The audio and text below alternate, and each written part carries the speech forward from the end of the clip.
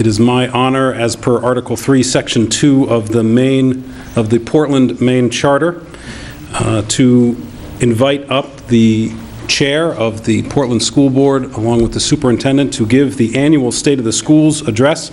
Would everyone please welcome Roberto Rodriguez, Portland Board of Public Education Chair.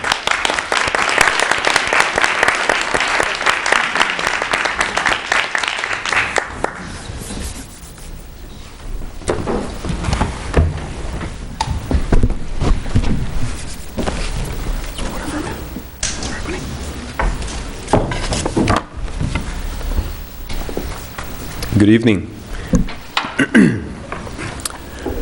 I'd like to begin tonight by recognizing and expressing gratitude to those whose land we live on, the original and current inhabitants of the land in which our schools and city stand, the Maliseet, Micmac, Penobscot, and Passamaquoddy tribes, known collectively as the Wabanaki, or people of the Dawnland.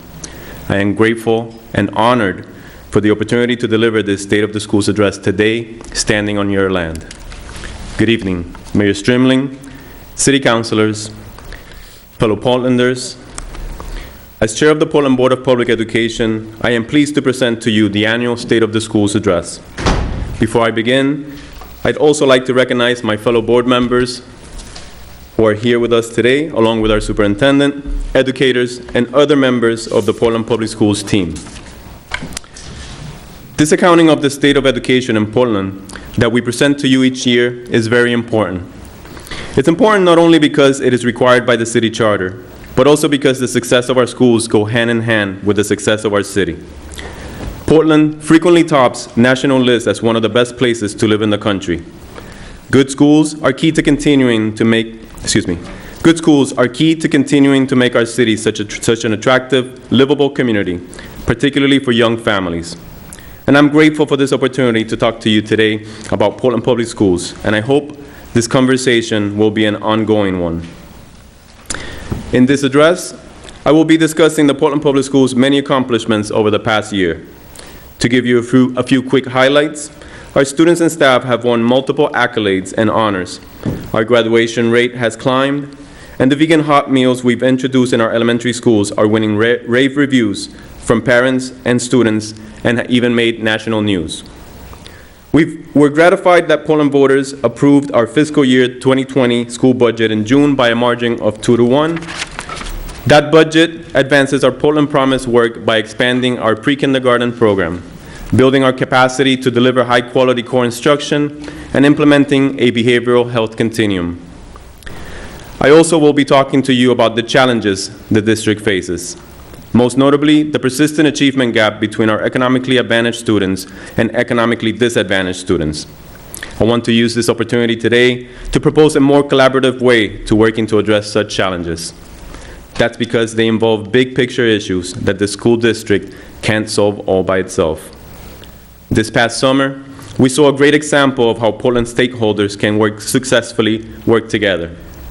Approximately 450 asylum seekers unexpectedly arrived in our city, starting in June, and the sudden influx of these families could have overwhelmed a lesser city. However, the city and nonprofits immediately teamed up to feed and shelter those newcomers at the Portland Expo, while looking to find them more permanent homes. Droves of community volunteers stepped up too, giving generously of their time and money to assist the Expo families. We at the Portland Public Schools also did our part to assist the more than 100 school-age children among the families. Our multilingual center gave up their summer break time to do an intake process with those students, evaluating each student's academic, social-emotional, and medical history and English proficiency. Our summer school staff also mobilized to welcome the new arrivals in our summer school programs, helping to orient them to our public schools and improve their English.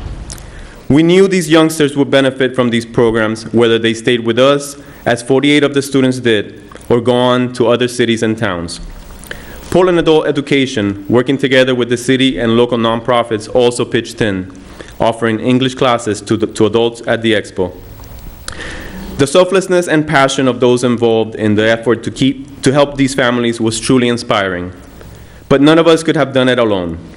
What stands out to me is how much we all, the city, the Portland Public Schools, community partners, and community members were able to accomplish by working seamlessly together.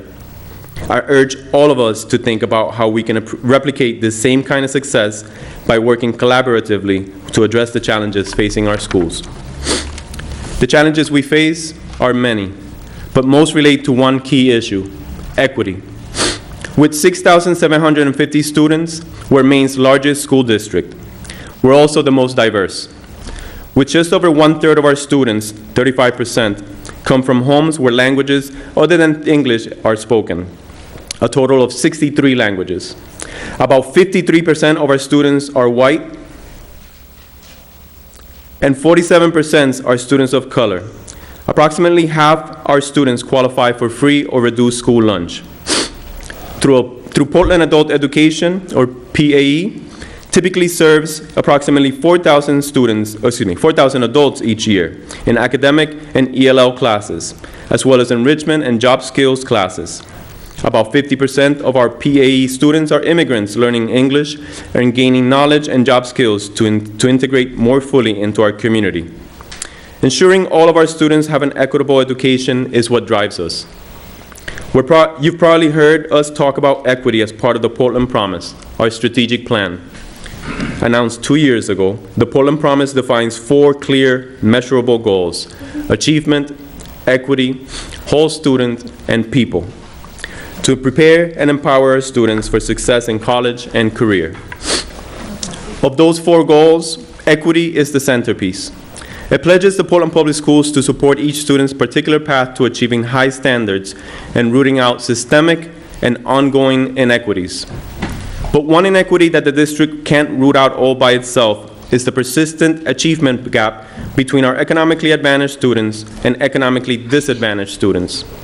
Economically advantaged students do great. Our data shows them performing on par with students in surrounding school districts.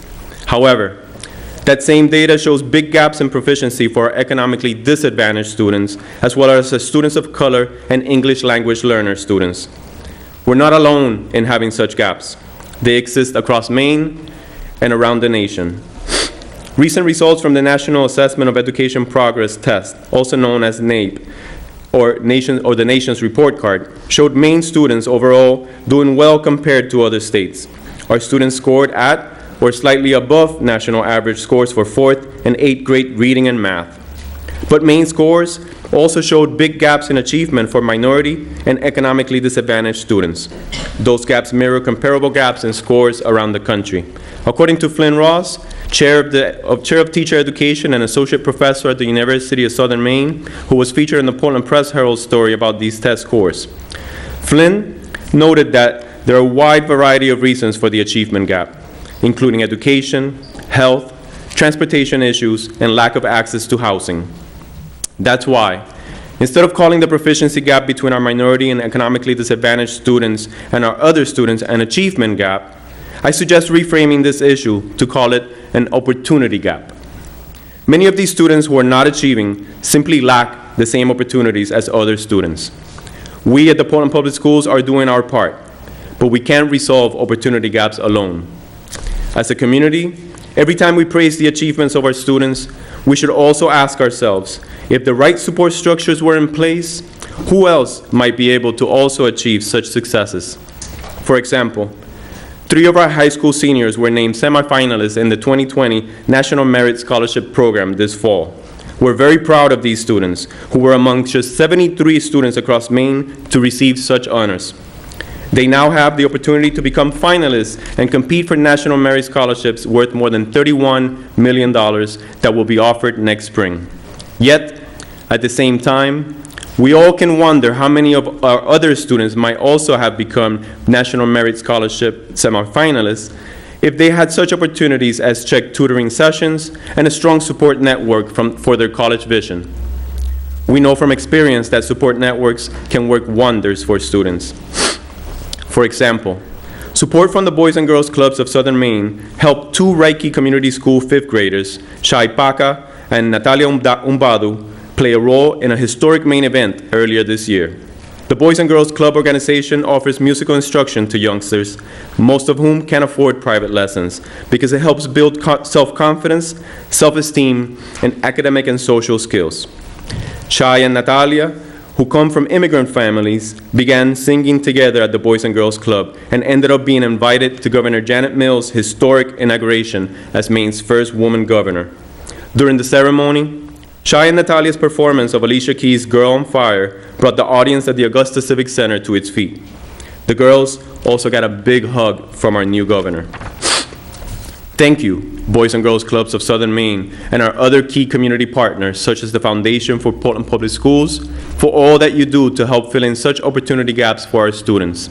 However, there is so much more to be done. As a school district, we're focused on opportunity gaps. With your support, we have made substantial investments in the past few years to help line up the resources and structures we need to address them. One of our main budget initiatives this year is the expansion of our pre-kindergarten program. We've added 2 new pre-K classrooms this year, and we'll continue to add more classrooms each year over the next 4 years, part of our effort to eventually offer pre-K to all Portland 4-year-olds. We're expanding pre-K because decades of research show that while all students benefit from pre-K, economically disadvantaged children and dual language learners show the greatest gains in learning. For other students, our efforts include focusing on increasing participation rates in gifted and talented programs, advanced placement classes, and dual enrollment for potentially at-risk students. With the aid of a $150,000 Bar Foundation award that we won in 2018, we participated in a 1-year research project that showed advanced coursework is predictive of better post-secondary outcomes. Also, in September, representatives from 2 of the nation's historically black colleges and universities, HBCUs, visited our high schools for the first time to talk to students about what HBCUs have to offer. Statistics show that 50% of all black professionals are graduates of HBCUs. Our parent university is now in its 3rd year. Parent U allows parents and caregivers to learn from experts and each other through free classes and events that are fun, interactive, and informative. It focuses on topics important to families and enhances equity by bringing together families of all backgrounds united in wanting what's best for our children. Another initiative related to our equity goal occurred this past December, when we created the PPS Food Fund. The fund, administered by the Foundation for Portland Public Schools, supports food security for Portland Public Schools students and their families. We've also expanded our school breakfast program and our summer meals program to help hungry students achieve their learning potential. In short, we're trying to understand what barriers exist that make school success more difficult to our economically disadvantaged students, as well as our students of color and English language learner, which in Portland tend to be the same students. Then, we're working to remove those barriers. But many of the opportunity gaps our students face involve significant societal issues the school district can't solve alone. One example of that is homelessness, stemming from the lack of affordable housing and stagnant wages, among other factors. This is why I'm asking everyone in our community today to broaden the conversation to help us address these opportunity gaps. For example, when we talk about sheltering the homeless, our discussion as a community should focus not just on where facilities are located, but also on how our city's children are being impacted by family homelessness and what they need to have in order to be able to learn. Looking back over the past 5 years, the number of homeless students typically has increased each year. The Portland Public Schools had 136 homeless students as of October 1st, 2015. But that number grew to 251 homeless students as of October 1st this year, an increase of about 85%. The Portland Public Schools had 136 homeless students as of October 2015. But that number has grown to 251 homeless students as of October 1st this year. That's an increase of 85%. Only by looking at our challenges through such broad, citywide lenses will we be able to achieve real solutions.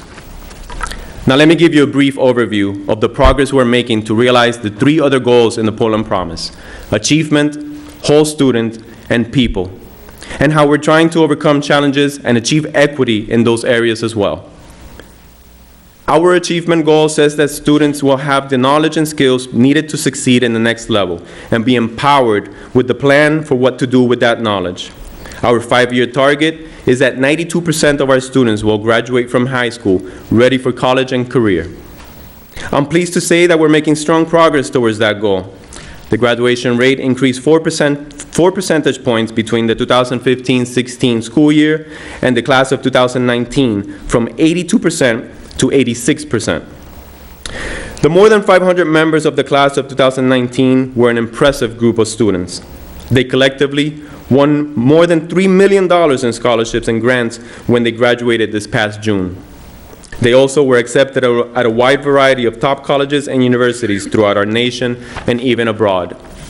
They're among the many Portland Public Schools students whose academic achievement stands out.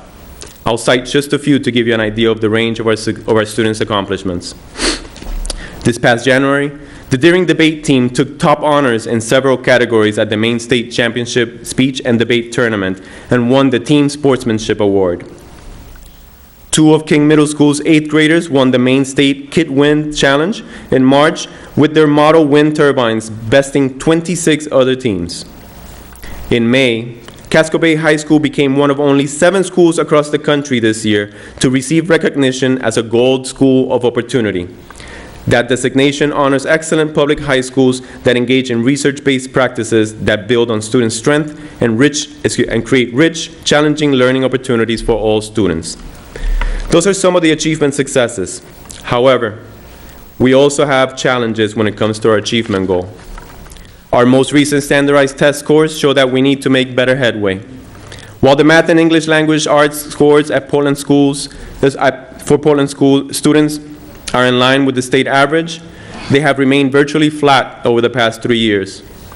As I noted earlier, these scores reflect our equity issue in practice. To improve achievement and also realize our equity goal, one of our budget initiatives this year focused on strengthening core instruction. In the past, we haven't focused on curriculum development from a district-wide perspective.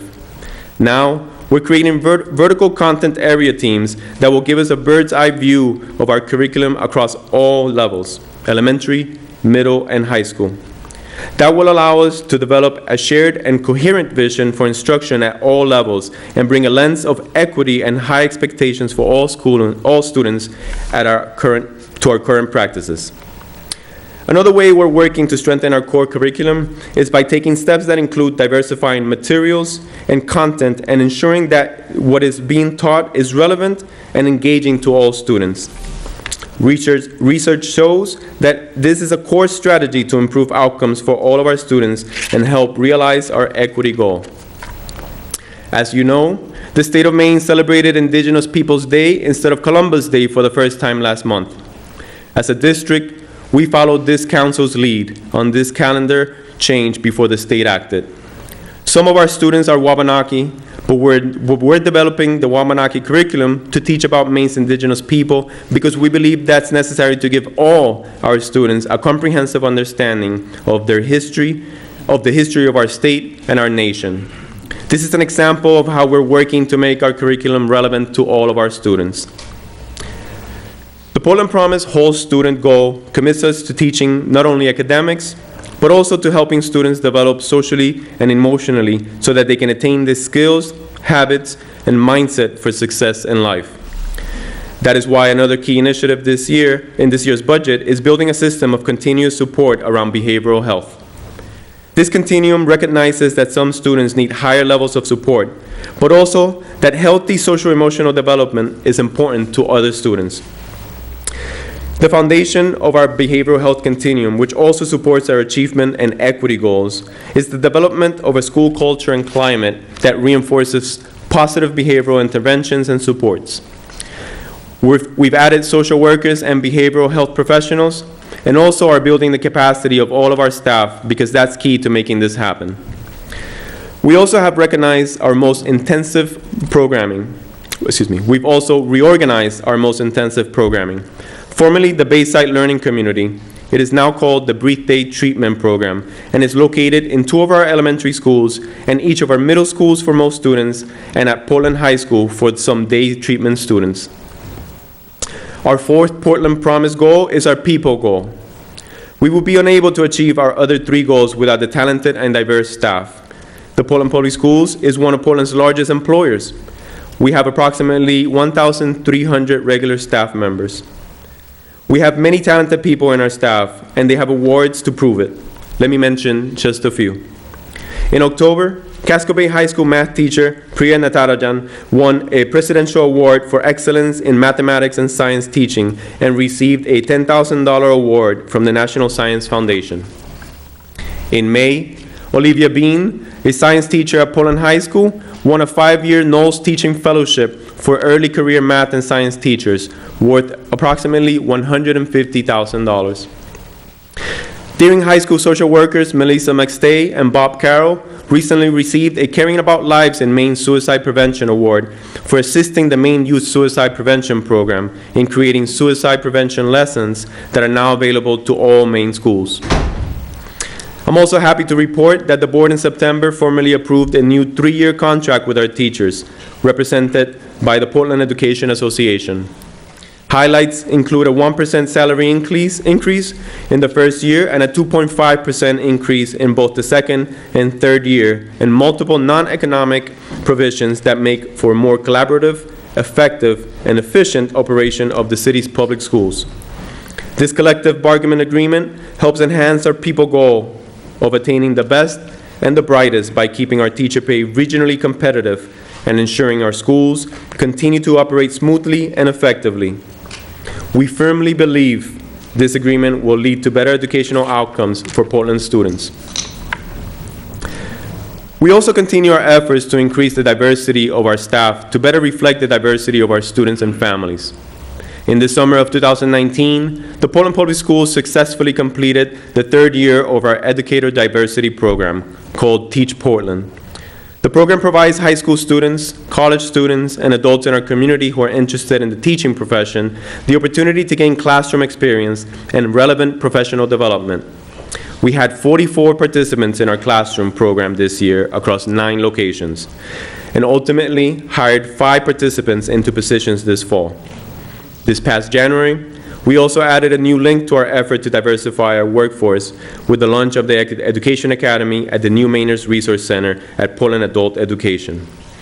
The Education Academy assists new Mainers trained as teachers in other countries to become licensed educators here.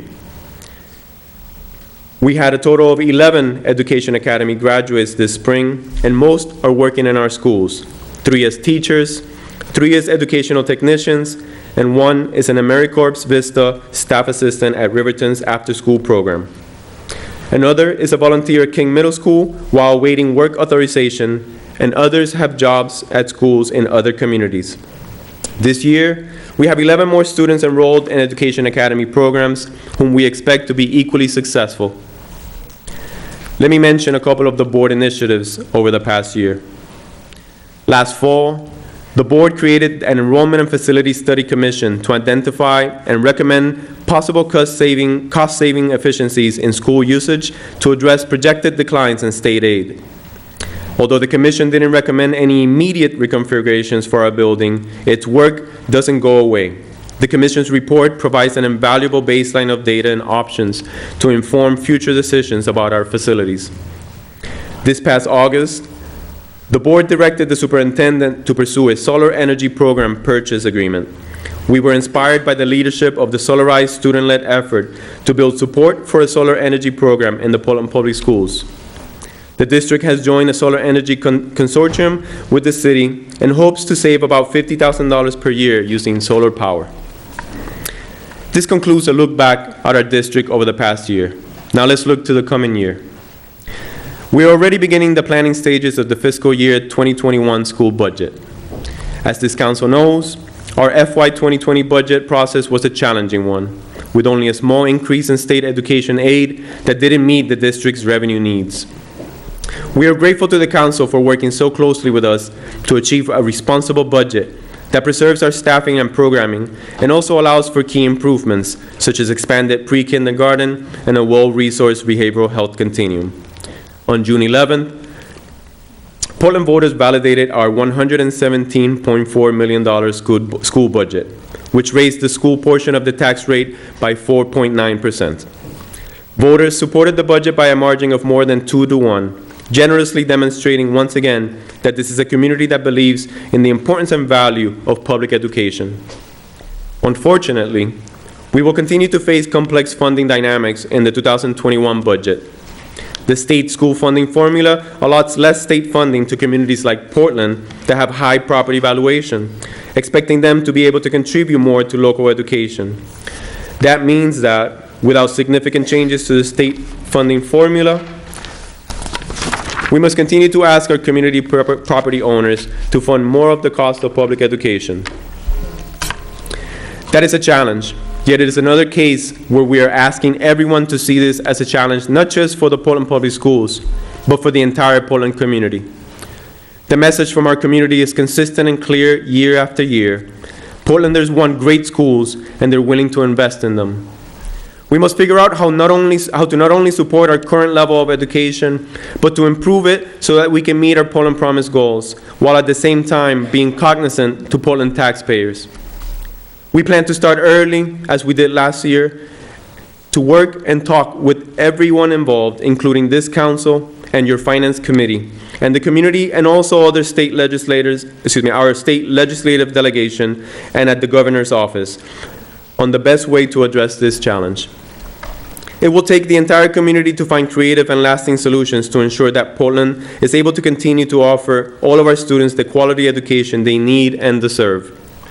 It's a big challenge, but based on this summer's experience with the Expo families, I'm confident that we will approach it through a broad, citywide lens.